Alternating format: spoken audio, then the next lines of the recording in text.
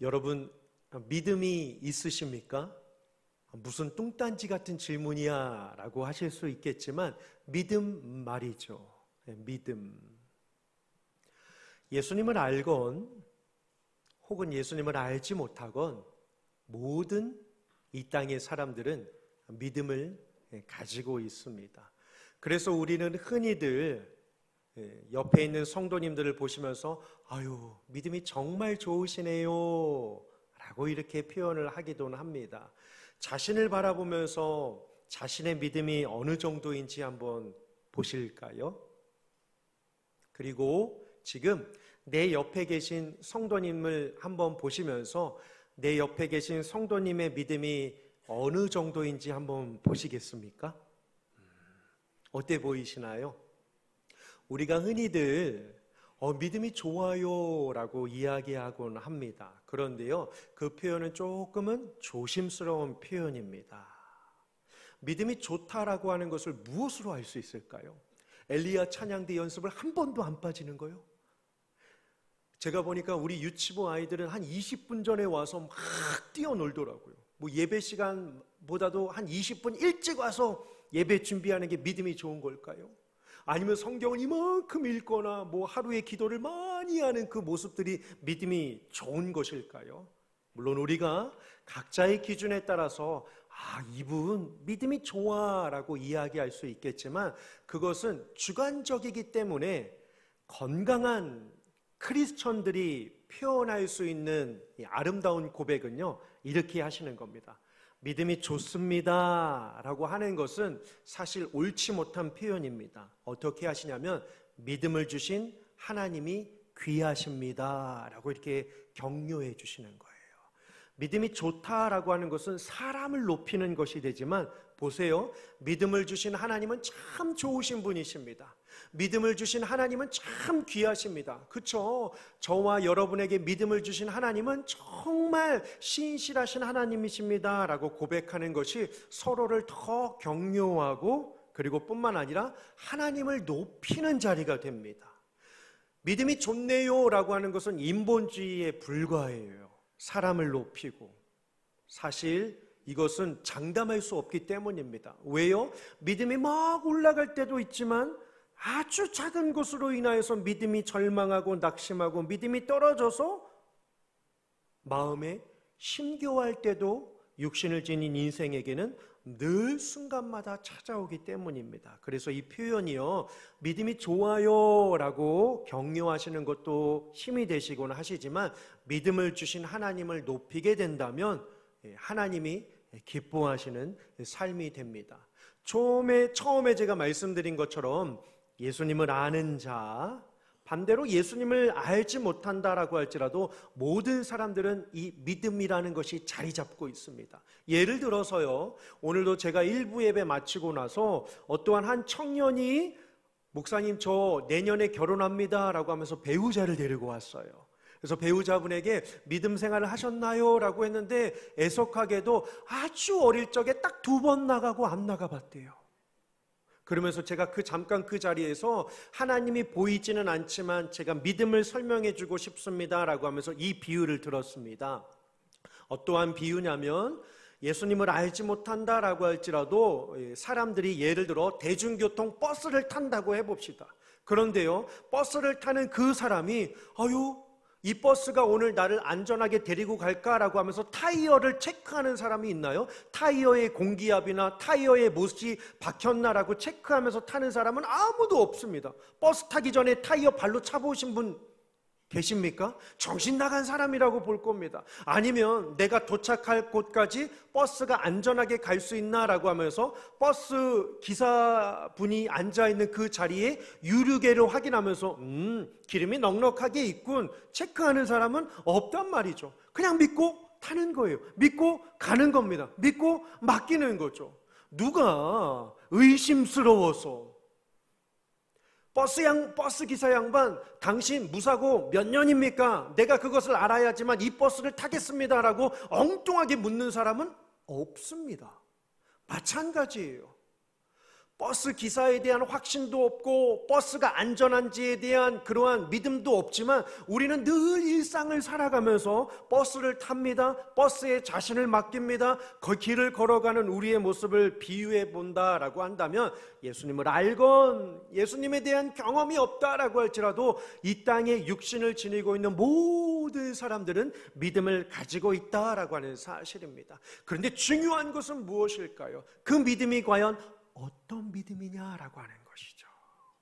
사도 바울도 그래서 오늘 펜을 들어서 고린도 지역에 세 번째 방문하면서 편지를 쓰게 됩니다. 사실 이 고린도 지역은요, 어떠한 지역일까요? 항구 도시였습니다. 배를 타고 다니는 사람들, 여러 잡신을 섬기며 여러 이방 신들을 섬기며 우상들이 즐비하였던 곳이었습니다. 뱃사람이라고 하면 우리에게도 조금은 선입견이 있죠. 이야기를 해도 잘 이해가 되지 않고 신체적으로도 건강하기 때문에 우락부락하고 자신을 믿고 또 다양한 우상 앞에 절을 하고 제사를 지내던 그 사람들에게 믿음을 전하며 복음을 전하기는 쉽지만은 않았습니다. 받아들이기가 쉽지 않은 거죠. 그러니 고린도 지역에 사는 이 사람들의 특성은요, 오늘 이렇게 내가 살고 있지만 배를 타고 오늘 나갔다가 내일 돌아올지 내일 모레 돌아올지 아니면 바다에서 내 생명이 끝나게 될지 나는 모르는 인생이야 라고 하는 그러한 마음들이 장악하고 있었기 때문에 삶을 그 어떠한 시대보다 어떠한 위치에 있는 사람들보다도 더 오히려 흥청망청 살거나 다양한 미신을 붙잡고 살았던 그 사람들이었습니다. 그래서요, 사도 바울이요, 딱 한 번 자신이 어떠한 지역에 가서 복음을 전하는 것이 한 번도 두렵다라고 이야기한 적이 없는데, 사실 사도 바울은요, 가말리엘의 문화생입니다. 바리새인 중에 바리새인입니다. 모든 율법에 능통한 자였습니다.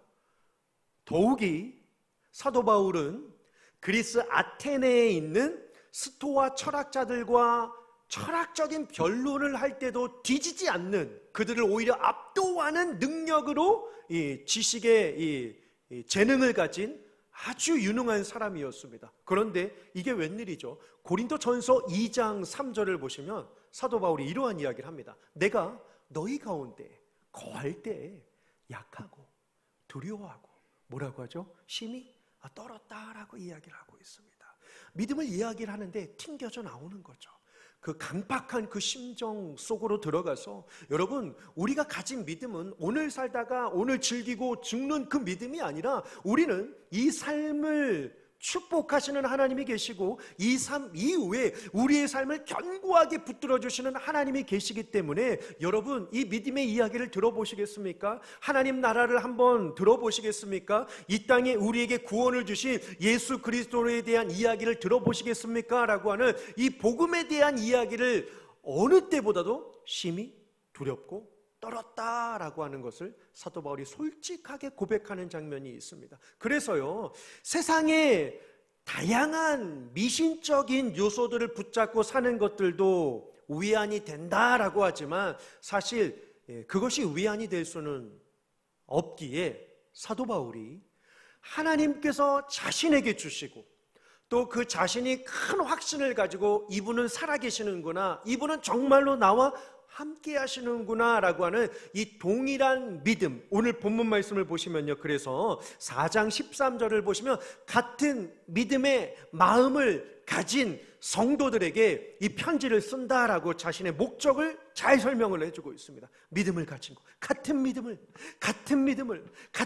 가진 것이 중요하기 때문에 이 편지를 씁니다라고 편지를 주는데요. 자, 오늘 본문을 보시면 그래서 편지죠. 고린도 교회에 주는 편지란 말입니다. 편지의 목적은 뭐죠? 내용 전달입니다. 어떠한 내용이 있는지 알아야겠죠. 오늘 본문을 그래서 자세히 보시면 사도 바울이 3번에 걸쳐 반복하고 있는 표현이 있습니다. 처음에 보시면 7절에요. 하반절에요. 알게 하려 하심이라 라고 말이죠.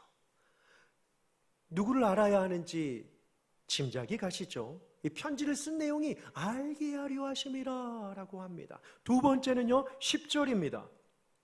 우리의 몸에서 나타나게 하려 함이라 라고 이야기를 합니다. 세 번째는요, 마지막 15절 하반절을 보시면 하나님께 영광을 돌리게 하려 함이라 라고 이야기를 합니다.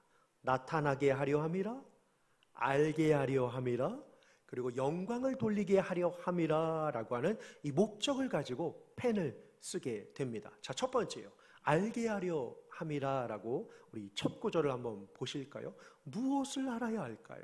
여러분, 믿음은요, 그 대상이 어떠한 분인지를 아는 것이 참 중요합니다. 제일 중요하죠. 그래서 사도 바울 선생님은 오늘 본문 7절에 우리가 알아야 하는 그 대상을 아주 일목요연하게 표현해 놓고 있습니다. 그분을 가리켜 하나님이라고 하는데, 그냥 하나님이 아니라 사도 바울이 부사와 형용사를 가지고 수식을 하죠. 어떠한 하나님이라고 되어 있죠? 능력. 그냥 능력이 아니라 큰 능력. 그런데 또 앞에 보시면 엄청난 심히 큰 능력을 지니신 하나님을 알아야 한다라고 이야기를 하고 있습니다. 이 안에는 신앙생활을 갓 시작하신 분들도 계시고, 혹은 여전히 믿음이 아직은 나는 뭔지 모르겠어 라고 생각하시는 분들도 계실 것 같기도 합니다. 혹은 신앙생활을 오랫동안 하신 분들도 계십니다. 다양한 계층이 계시는데요, 한 가지 질문을 한번 드려볼까요? 하나님이 누구이십니까? 누군가 여러분에게 하나님이 누구십니까? 라고 묻는다면 무엇라 답을 하시겠습니까? 오늘 이 기회를 통하여서 한번 정리해 보실까요? 오늘 본문 바로 윗구절입니다. 6절이죠. 6절에 삼위일체 하나님을 사도 바울이 친절하게 설명해 주고 있습니다. 6절을 보시면 이렇게 표현하고 있네요. 어두운데 빛이 비치라 말씀하셨던 그 하나님께서, 이 대목만 한번 보셔요. 어두운데 빛이 비치라 말씀하신 하나님이시래요. 그러면 뭘까요? 우리는 여기서 두 가지 사실을 알게 됩니다. 그 하나님은 창조자이십니다. 아무것도 없을 때 말씀으로 세상을 만드신 창조주 하나님을 사도 바울이 고린도 교회 성도들에게 말씀해 주고 있습니다. 어두운데 빛이 비추라 어떻게 말씀하셨대요. 그러니까 이 두 번째는 뭘까요? 전능하신 하나님을 뜻하고 있습니다. 아무것도 없는데 말씀하셨더니 빛이 생겼다라고 하는 창조주 하나님과 그리고 전능하신 하나님을 설명하고 있습니다. 창조주가 뜻하는 것은 무엇일까요? 시간의 시작과 마침입니다. 역사의 시작과 마침입니다. 인생을 주관하는 분이시다라고 하는 사실이죠. 역사를 이끌어 가시는 섭리자가 되신다라고 이야기를 하고 있습니다. 그런데 여러분, 여기서 우리는 은혜를 발견할 수 있습니다.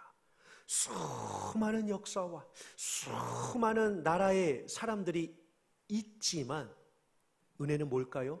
그 하나님께서 나를 아신다라고 하는 사실입니다. 하나님께서 나를 아신다라고 하는 사실입니다. 그래서 여러분요, 이 믿음 생활하면서 진짜 중요한 게 있는데요, 이 개념입니다. 내가 아는 하나님, 그리고 나를 아시는 하나님, 이 두 대목을 한번 생각해 보십시오. 내가 아는 하나님, 죄송하지만 극히 제한적입니다. 그렇죠? 극히 제한적이에요. 왜요? 인간의 지식으로는 이 하나님을 다 알 수 없기 때문입니다. 내가 아는 하나님은 어느 정도일지는 모르겠지만 극히 제한적입니다. 반대로요, 토시 하나가 다르지만 우리는 이 대목을 생각하면 생각할수록요, 은혜를 고백하게 됩니다. 나를 아시는 하나님, 내가 아는 하나님, 이만큼요. 근데 나를 아시는 하나님, 생각해 보세요. 나를 아시는 하나님. 지금 이 자리에도 많은 분들이 계시는데 그 하나님이 일일이 나의 상황, 나의 형편, 나의 생활, 나의 모습, 나의 순간, 나의 인생, 나의 발걸음, 나의 모든 말, 그리고 나의 마지막 순간까지도 주관하고 계시는 분이 바로 하나님이심을 생각하면 생각할수록 우리는 그 은혜에 푹 잠기게 됩니다. 그래서 사도 바울이요, 인생이 비록 힘들지만 사실 어렵지 않습니까? 한 번도 해보지 않았기 때문에 이 인생이란 참 쉽지 않아요. 그때 당시도 그렇고 지금 이 시대도 그렇고 요즘에 뉴스나 이 매스미디어에서 나오는 이러한 소식들을 보십시오. 깜짝깜짝 놀라거나 닭살이 돋게 할 만큼 무서운 시대에 우리가 살고 있습니다. 그런데 사도 바울이 한 가지를 당부하고 있습니다. 여러분, 우리는요 하나님이 주신 믿음을 가지고 이 세상을 살아가는 사람들인데, 물론 고난은 다 똑같이 주어지지만 이렇게 이야기를 합니다. 우리가 사방으로 우겨쌈을 당하여도 쌓이지 아니하며, 답답한 일을 당하여도 낙심하지 아니하며, 박해를 받아도 버림받지 아니하며, 거꾸러뜨림을 당하여도 우리가 낙심하지 않는다라고 하는 그 비결을 이야기해 주고 있습니다. 그 비결이 뭔지 아십니까? 우리는 세상에 살고 있지만 우리는 믿는 자이기에 세상과 다른 관점을 가지고 살고 있기 때문이다라고 하는 사실입니다. 그게 바로 무엇이냐면, 한 장 넘기셔서요 5장 7절을 한번 보시면 사도 바울이 이러한 이야기를 하고 있습니다. 5장 7절입니다. 이는 우리가 어떻게 해요? 믿음으로 행하고 보는 것으로 행하지 아니한다라고 이야기를 하고 있습니다. 우리는 믿음으로 행한다라는 거죠. 보는 것을 따라가면요 무너지기 마련입니다. 욕심이 잉태하여 죄를 낳고, 죄가 장성하여 사망을 낳기 때문입니다. 하지만 반대로요 믿음입니다. 믿음. 여러분, 믿음이 왜 귀할까요? 성경은 히브리서 11장 6절에 믿음이 없이는 하나님을 기쁘시게 할 수 없나니, 하나님께 나아가는 자는 반드시 그가 계신 것과 또한 자기에게 상 주시는 자이심을 믿어야 할지니라. 아멘 이라고 고백을 하고 있습니다. 믿음이 없으면 하나님을 기쁘시게 할 수 없다라고 이야기를 합니다. 반대로요 믿음이 있는 자에게는 하나님께서 놀라운 은혜와 상과 선물과 복을 주신다라고 성경은 명백하게 이야기를 하고 있습니다. 그러면 우리는 뭘 하면 되죠? 보이는 대로 걷는 것이 아니라 보이지는 않지만 믿음대로 걸어가는 귀한 믿음의 삶이 되시기를 주님의 이름으로 축원합니다. 신앙이 자라기 위해서, 그래서요 여러분 한번 보실까요? 4장 마지막 18절 한번 보시길 원합니다. 4장 18절입니다. 우리가 주목하는 것은 보이는 것이 아니요 보이지 않는 것이니, 보이는 것은 잠깐이요 보이지 않는 것은 어떻게 해요? 영원함이라. 아멘.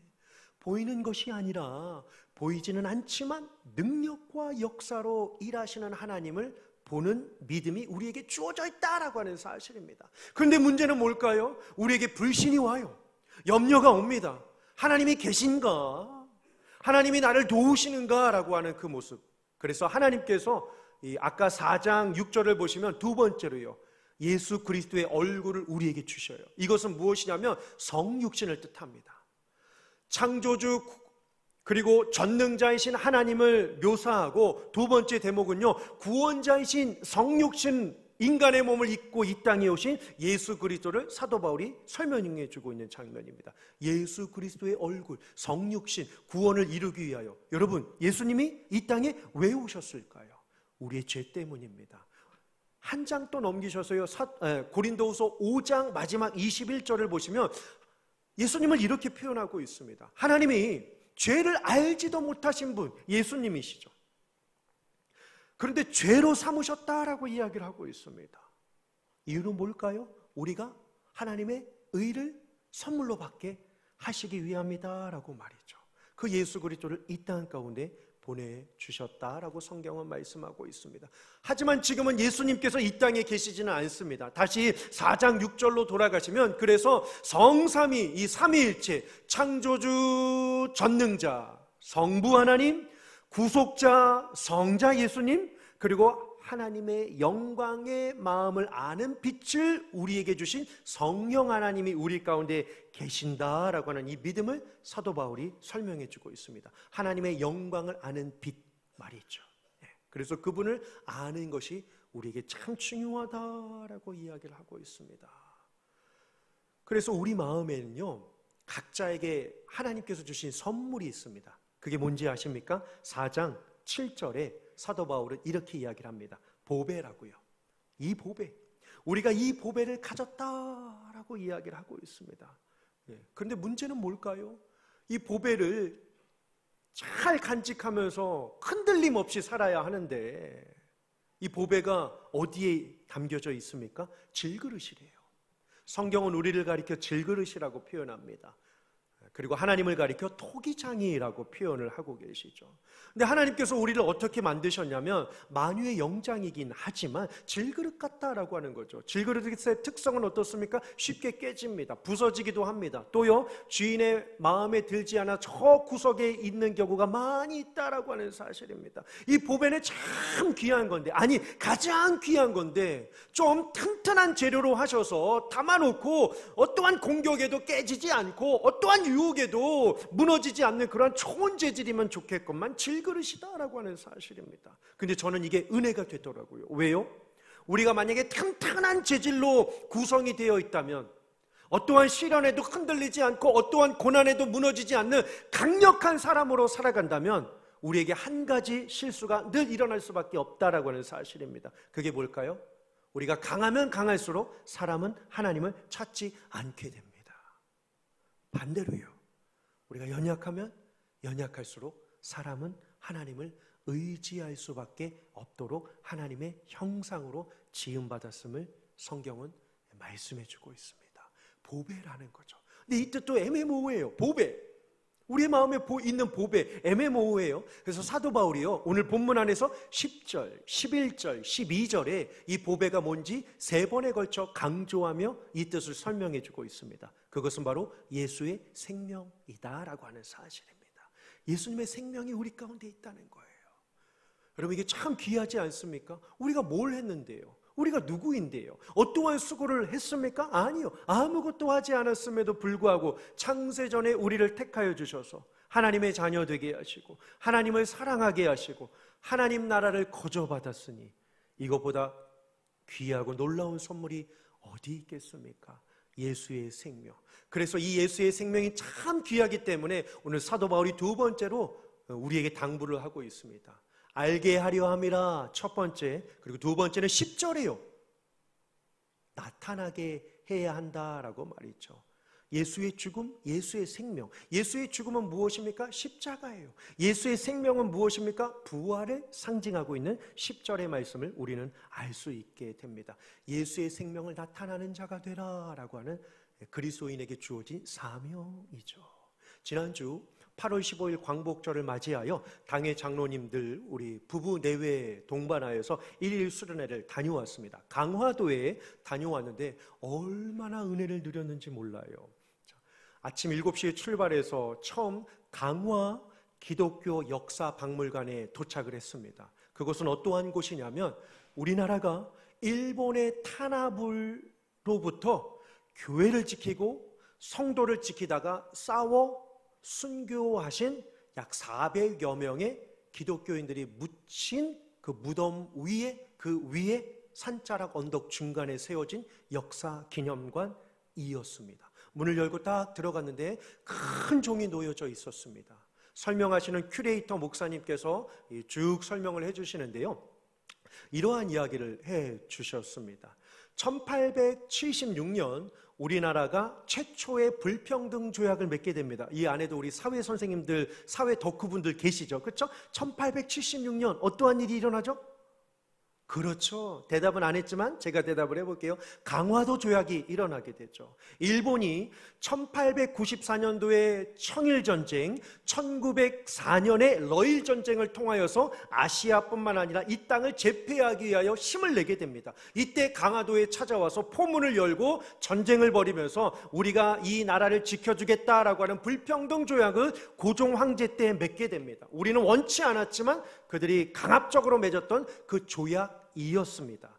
당시에 그 앞서서 1883년도에 아펜젤러 선교사님이 제물포와 백령도를 통하여서, 물론 백령도에는 이미 1862년도에 토마스 선교사님이 배에서 내리자마자 박철광이라고 하는 자가 내리는 순간 죽여서 하지만 그 선교사님 손에는 성경책이 있었고 그 성경책을 다 찢어서 벽을 도배했는데, 벽지를 도배하다가 그 성경을 읽다가 은혜를 받아서 교회를 세우고 소래교회로 이어진 역사의 흔적이 있습니다. 이후에 17년이 지난 1883년도에 아펜젤러 선교사님이 제물포를 통하여 들어오게 됐죠. 그리고 나서 제물포 교회를 세우고 지금의 내리 감리교회를 세우게 됩니다. 그 이후에 잔스라고 하는 선교사님이 부임해서 오게 되는데요. 그때 한국교회 교회 앞마당에 전통이 있었습니다. 두 개의 종이 있었던 거죠. 하나 큰 거는 교회를 위한 종, 하나 작은 것은 마을을 위한 종이 있었습니다. 그래서 3번 종을 울리게 되는데요. 첫 번째 울리는 종이 초종, 예배 시간 1시간 전, 그리고 두 번째는 예배 시간 막바지에 이르러서 2번 제종을 울리고, 그리고 마지막 3번 울리는 이 종은 조종이라고 하여서 하나님 품에 올라갔을 때 종을 땡 울리게 되었습니다. 실제로 제가 그 종을 한번 꽝 쳐보고 왔는데 소리가 진짜 장엄하게 들리게 되었습니다. 그로 인하여서 이후에 1905년에 을사조약이 이루어져서 일본이 우리나라를 장악하게 됩니다. 이때 이후에 1917년도에 태평양 전쟁, 이 2차 세계대전에 이르기까지 일본이 전쟁 물자를 구하는데 물자가 딸리는 거죠. 그래서 뭘 하냐면 우리나라 안에 있는 모든 집안에 있는 밥그릇, 녹그릇, 쇠그릇 것들을, 수저들을 다 모아서 무기로 바꾸는 일들을 하게 됩니다. 그런데 이 일을 하면서도 무기가 모자라 무엇을 하냐면 당시 교회 앞에 설치되었던 종들을 다 몰수하게 됩니다.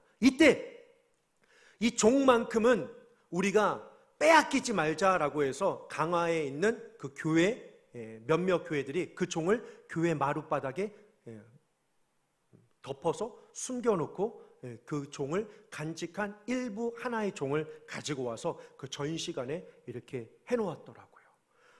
사실 이 강화도라고 하는 이 땅은 아시겠지만 서쪽이지 않겠습니까?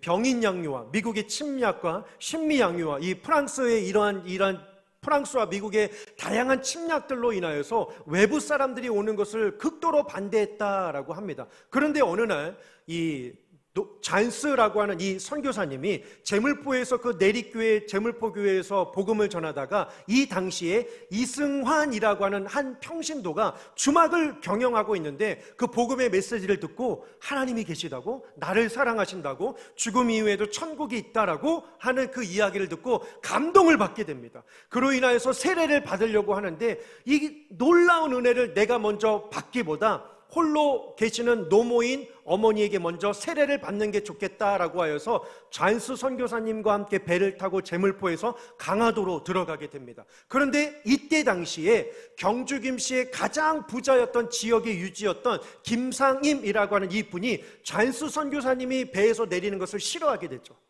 어떻게 오랑캐가 우리 땅을 밟을 수 있냐고, 너가 만약에 내리게 되면 이승환 집에 있는 모든 소유물들과 그 동네들을 내가 다 불태워버리겠다라고 하면서 선교사님이 땅을 밟지 못하게 합니다.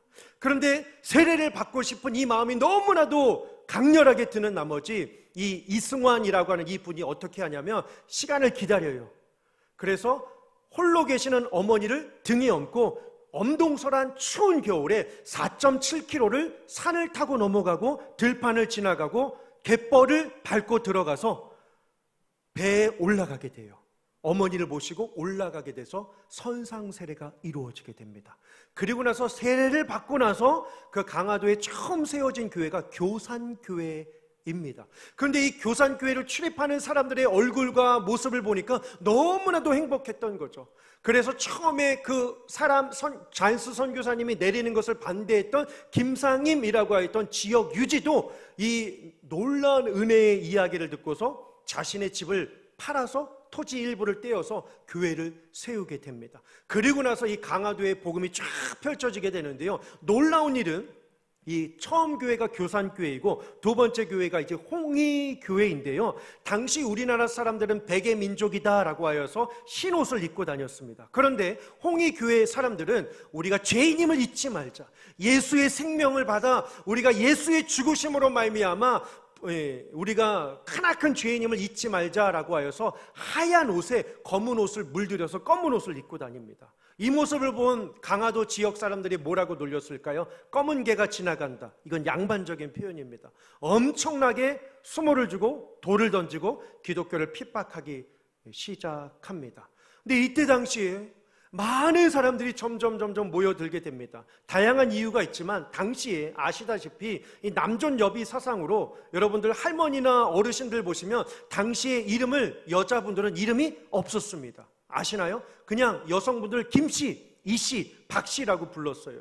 실제로 교산교회에 가서 주민등록증을 보니까 김씨라고 하는 주민등록증을 보고서 깜짝 놀라게 되었습니다. 그런데 이 교회에서 일대 개혁을 시작합니다. 왜냐하면 우리가 죽었던 자인데 예수님으로 말미암아 한 가족이 되었으니까 우리가 하나됨을 증명하자라고 하여서 자신의 이름의 마지막 자를 빼고 일자를 붙이게 돼요.